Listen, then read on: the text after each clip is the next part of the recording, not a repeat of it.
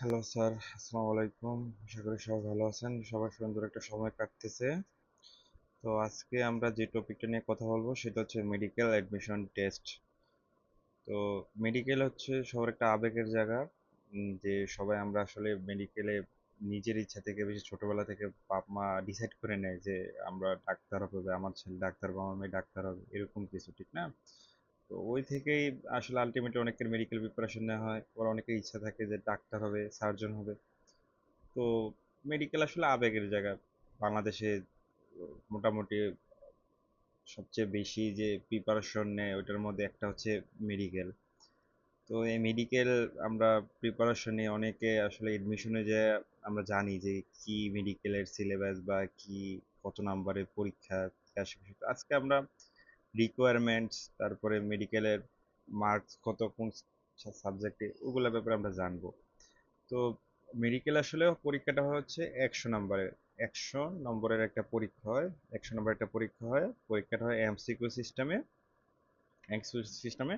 আর আলাদা করে আগে 200 নম্বর ছিল হচ্ছে জিপিএ এর উপর, এখন বর্তমানে 100 নম্বর হচ্ছে জিপিএ এর উপর। এটা অনেক ভালো হয়েছে, কারণ আগে দেখা যেত যে অনেকে অনেক ভালো প্রিপারেশন নিচ্ছে, বাট কোনো একটা পরীক্ষা এসএসসি বা এইচএসসি তে 4.83 এরকম ছিল, এই জন্য 2 নাম্বার কাটা চলে যেত। এখন এই সমস্যাটা একটু কমছে, জিনিসটা খুবই ভালো হয়েছে। তো আরেকটা জিনিস, যেটা আগে সেকেন্ড টাইমারদের 5 নাম্বার কাটা যেত, এখন নতুন সার্কুলার অনুযায়ী 3 নাম্বার করে কাটা যাবে। তো এটা একটা ভালো হয়েছে যে সেকেন্ড টাইমার যারা আছে, যারা প্রিপারেশন নিবে, ওদের ক্ষেত্রে হচ্ছে যে অনেক হিউজ, 2 মার্কের ডিফারেন্স অনেক হিউজ। আমার এখনো মনে আছে আমি যখন মেডিকেল অ্যাডমিশন টেস্ট দিই, তখন আমার নাম্বারই মোটামুটি 200 জনের মতো ছিল। তো আমার যে নাম্বারটা ওইটাই 200 জন পাইছে। তো বুঝতে পারে যে 0.25 মার্কসই অনেক, যে জায়গায় 200 নাম্বার তো অনেক হিউজ ডিফারেন্স।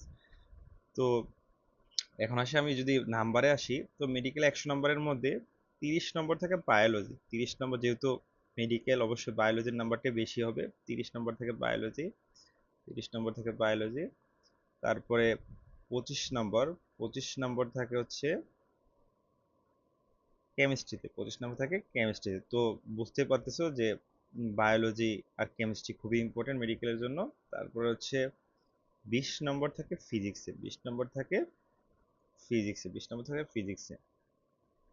আর দুইটা সাবজেক্ট থাকে যেগুলো হচ্ছে আমরা আসলে এসএসসি এইচএসসি যখন আমরা পড়ি, 2 বছর যখন পড়ি, ওগুলো আমরা তখন পড়ি না। তো এই 2 নাম্বার হচ্ছে, এর মধ্যে 15 নাম্বার হচ্ছে, 15 নাম্বার থাকে হচ্ছে ইংলিশে, 15 থাকে ইংলিশে। ইংলিশে আর 10 নম্বর থাকে হচ্ছে জিকে বা জেনারেল নলেজ, জেনারেল নলেজ। তো এই হচ্ছে মানবন্টন মেডিকেল পরীক্ষার জন্য। আমরা অনেকেই আসলে এডমিশনে যে মানবন্টনটা জানি। তো এর মধ্যে কোনগুলাতে কি বই লাগবে ওইটা আমি আলাদা একটা ভিডিওতে ডিসকাস করব, যে কোনটার জন্য কোন বই পড়া লাগবে। তো এই নাম্বারের মধ্যে যেটা সবচেয়ে ইম্পর্টেন্ট, যে আমার যেটা মনে হয় যে ইংলিশ আর জিকে, এই দুটা জিনিস হচ্ছে আমাদের, যারা যখন আমরা এইচএসসি থাকি তখন আমরা পড়ি না, পরে এডমিশনে যত মেডিকেল পরীক্ষার জন্য আমরা নর্মালি 2 থেকে আড়াই মাস টাইম পাই।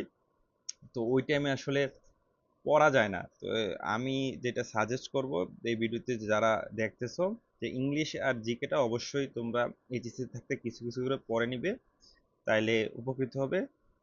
তো এই ছিল আমার শর্ট ভিডিও। এছাড়া যদি কারো কোনো কোশ্চেন থাকে এই ব্যাপারে, যে কিভাবে প্রিপারেশন নেওয়া যাবে, বা আর কি কি জানতে চাও, আমাকে কমেন্ট বক্সে জানাও। ধন্যবাদ।